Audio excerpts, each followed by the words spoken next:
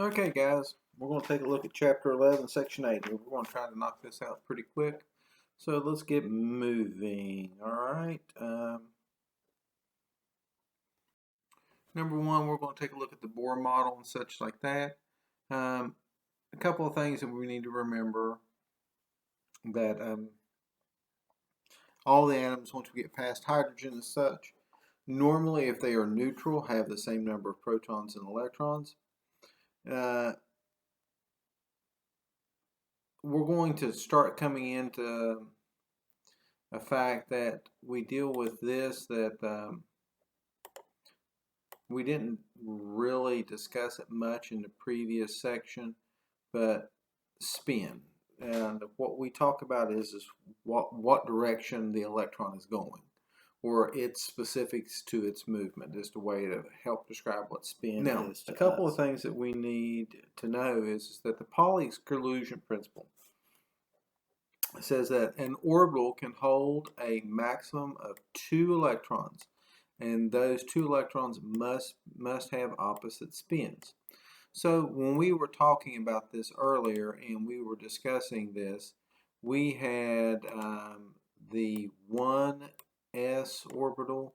We said it was a sphere. Now what we'll say is that if this is our orbital that we're talking about, we can have 1 electron that we'll give it a spin and we'll call it an up spin. So once we put that first electron in there, that would be our basic hydrogen. Now when we go to the next element, which would be helium, we're going to add in a second electron in this same orbital because it's got to fill up, okay? So it's going to have a what we call a down spin.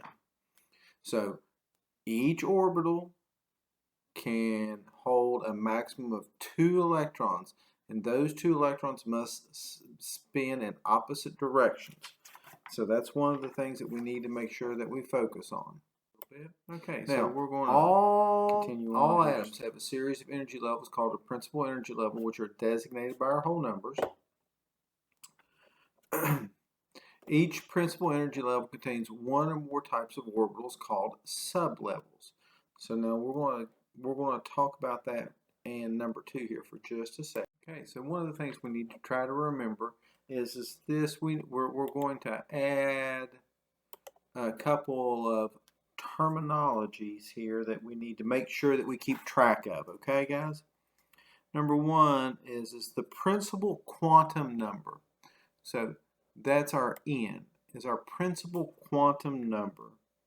It also represents the higher the principal energy level. So don't forget energy level 1, energy level 2, energy level 3.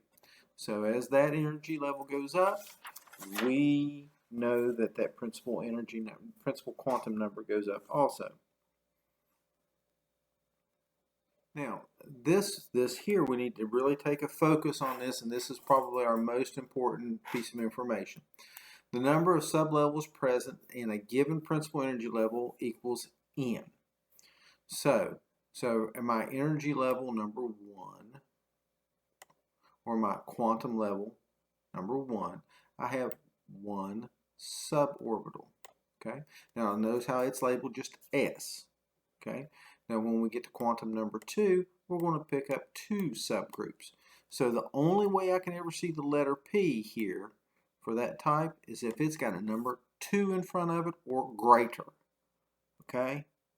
So it's always S, P, D, F. So the first time we see an S is at energy level 1. The first time we see a P is at energy level 2. The first time we see a D is at energy level 3. The first time we see an F is energy level 4. Now you can go watch a couple of videos that will break out the orbitals a little bit and let you see a picture of some of them. So that might help you a little bit. So just remember that. Now energy level 3's got 3 energy levels. That means it's going to have an S, a P, and a D. Number 4 means it's going to have a 1, a 2, a 3, and a 4. So it's going to have an S, a P, a D, and an F. Okay, so let's see what else we got here. Now, So N is always used to label the orbitals of a principal energy level, and it's followed by a letter that indicates the shape.